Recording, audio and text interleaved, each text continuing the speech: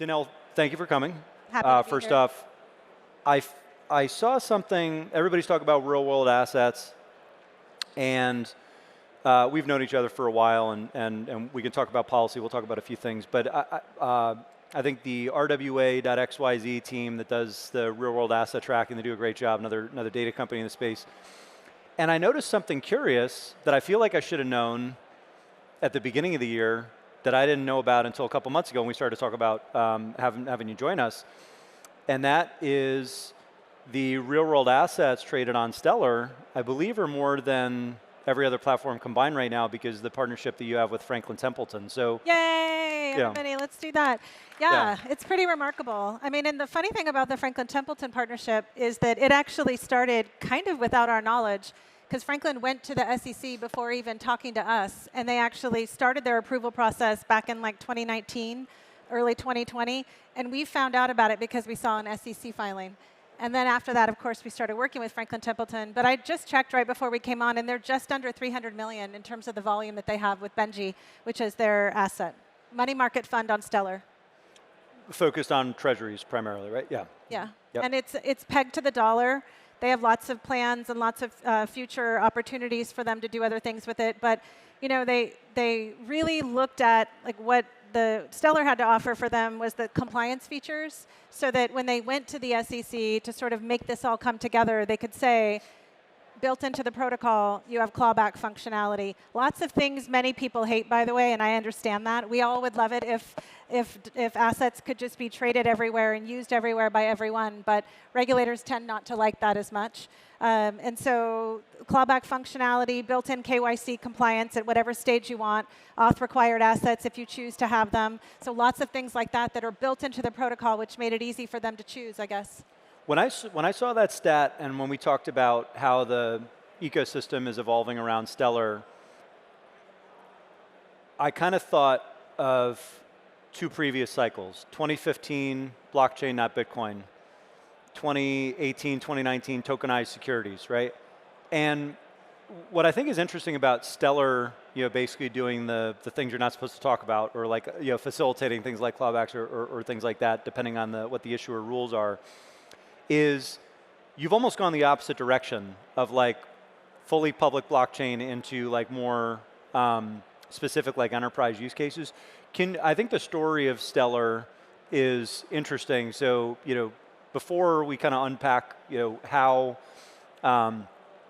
some of these other real world, you know, asset partnerships or some of the other institutional partnerships are evolving, and I know you also have some news today.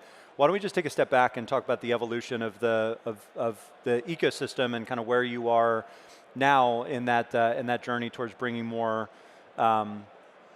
actual institutions on chain instead of just, you know, creating more asset issuance platforms and, you know, it's such an important story. around. If you think about, like, you know, when it's an open public network, everybody can sort of do what they want with it. People can figure out the value of it for them. But I think that one of the things that's most important is we constantly focused on the ecosystem and what the ecosystem wanted to see.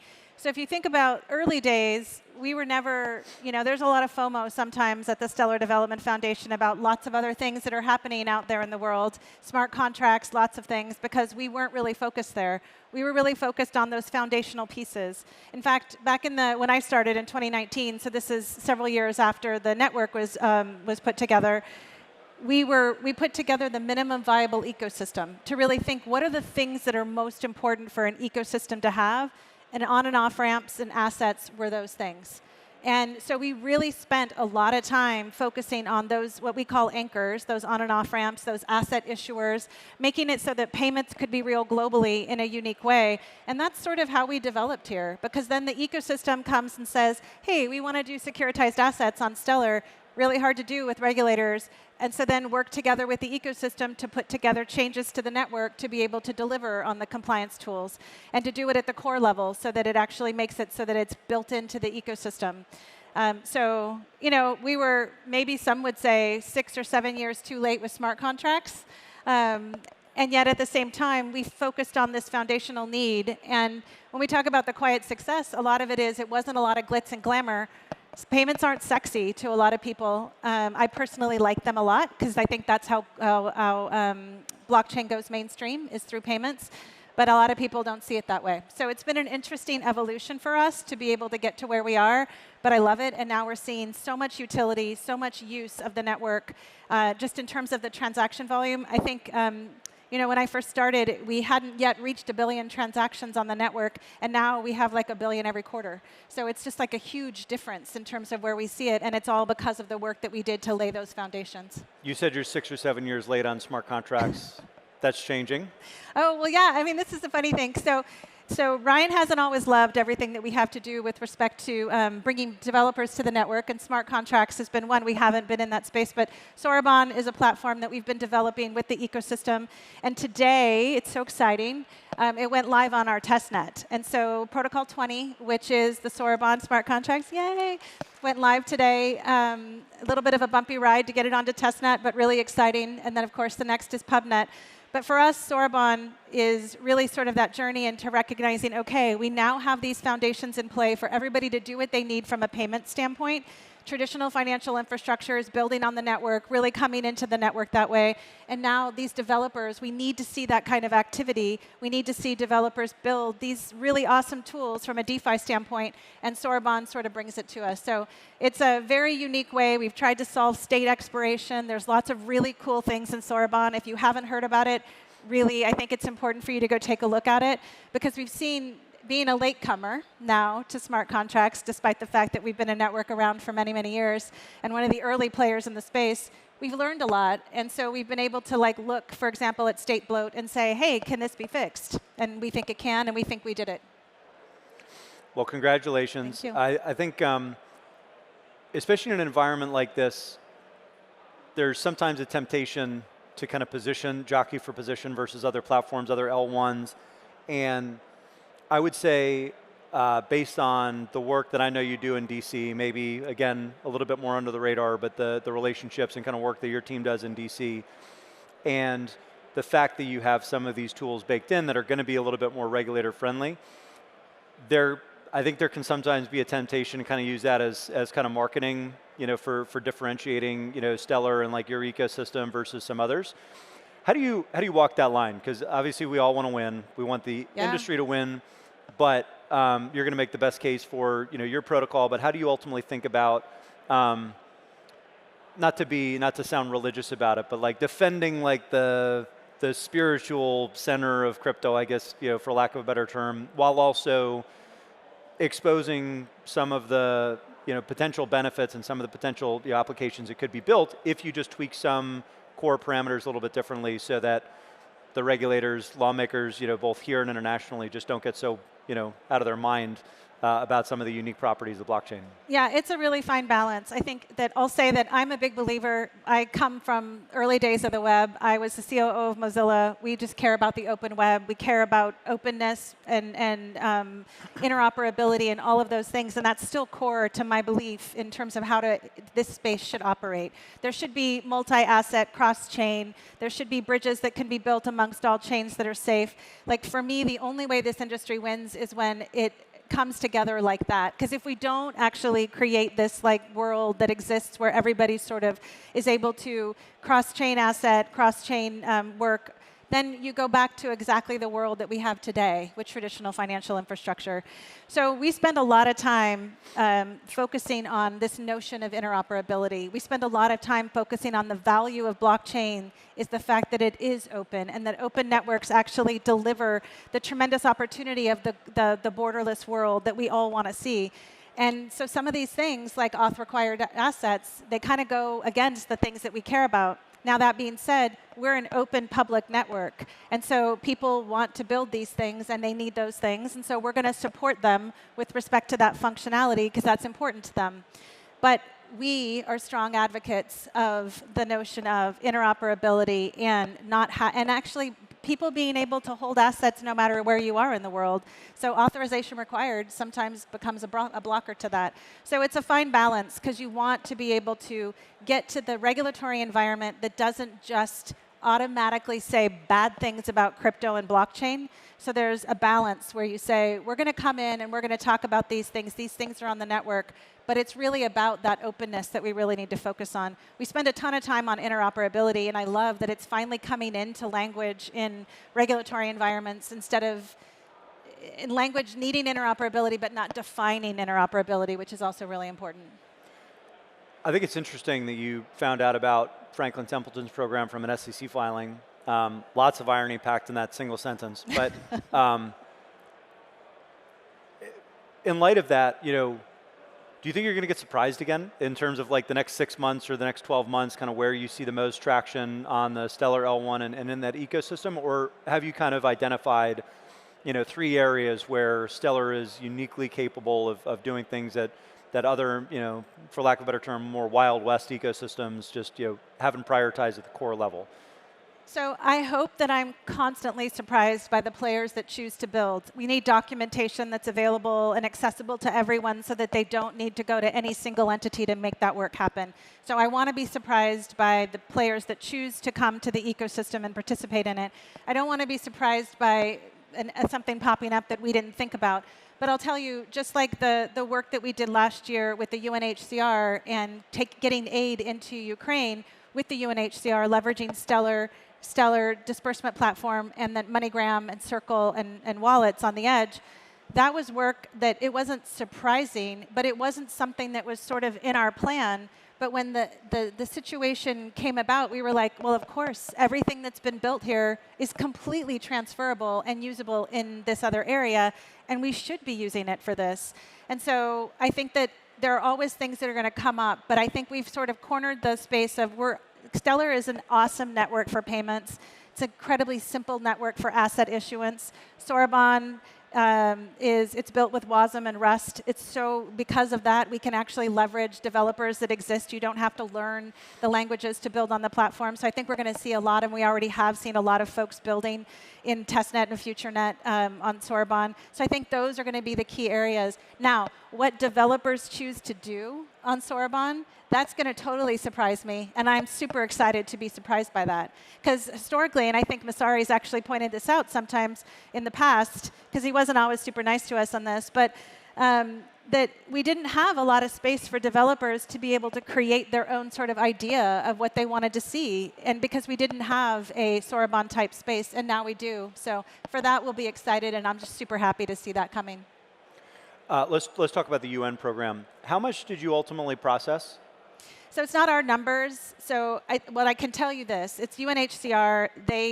I don't even know that they've come out and said it. They don't even tell us. Even today, UNHCR processes aid without ever needing to tell us they're doing it, because they actually host the Stellar disbursement platform, which is an open source tool that we've built for really, I like it I love it for aid, but I also really, really like it for payroll companies. Just thinking you just can pay people, thousands of transactions at once can be uploaded and sent. So UNHCR hosts the tool, and they do it themselves.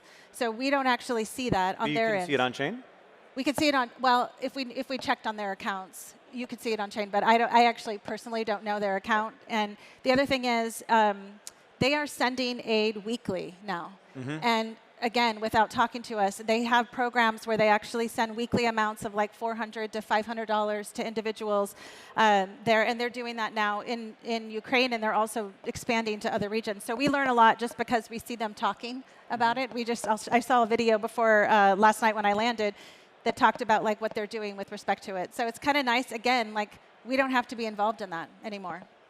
I mean, we really should do this, so I feel silly asking the question, but part of it is, in the decade that I've been in this industry, same with you, we've heard remittances, remittances, remittances, remittances, remittances, aid, remittances, unbanked. I don't see the volume, right? Yeah. And so maybe we should start tracking, and maybe it's changing, but to your point, all the building blocks are there. Why hasn't it happened? What is missing? Because the market is huge, the tech is there, and clearly you've solved some of the regulatory components. So what's missing? Well, I do think it is actually happening now, and we're seeing that on chain. And we see a lot more utility with respect to the remittance piece of it. But the problem that we have is that there isn't and I'll just say that I think a lot of it is because the US hasn't taken the lead on regulation and really come up with a principle-based regulation that makes sense. I'm hopeful that we'll be able to get this turned into something before the end of the year for stablecoins. But you see other countries don't really know how to manage through like the crypto and blockchain piece. And so, I'll just take Nigeria, for example. There was a huge remittance corridor that opened up on Stellar between Nigeria and Europe about 3 years ago. And it was really awesome. We saw lots of volume going through it, but it was using the Nigerian Naira. And then the central bank came in and they said, no, we don't like crypto. We don't like blockchain. We don't want to see any of that happening.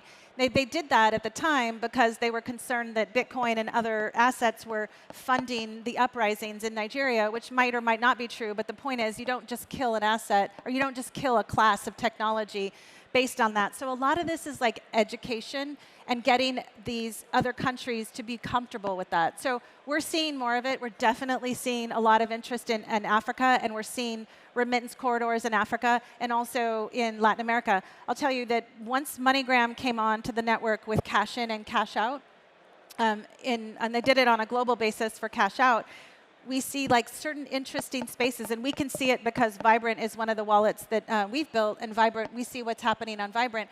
We see remittance corridors pop up between the US and Colombia.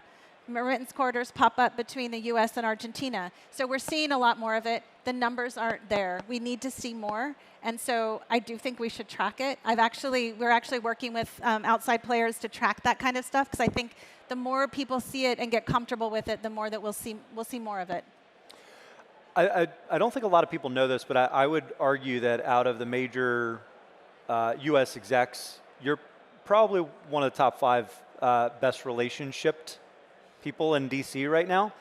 And we had Brad on earlier, and he mentioned 80% of their hiring now is overseas. Are you seeing anything different, or are you and your team and your community still facing the same struggles as everybody else with the US regulatory position against crypto? Yeah, I think that, so most of our hiring is still in the US, but we don't have like Brad's team is a lot bigger than our team.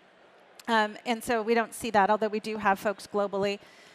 I have a lot of folks that build on the network, and most of them are building, frankly, outside the US because that's where they sit. Like, we spend so much time with companies that are solving local challenges, and those challenges aren't the same challenges in the US. Mm-hmm. So are we facing the same regulatory challenges? I'll say that, I'll just be honest and tell you, from a bank account standpoint, sometimes we get questions about whether or not we should be going to certain banks and whether those banks want to be friendly to us.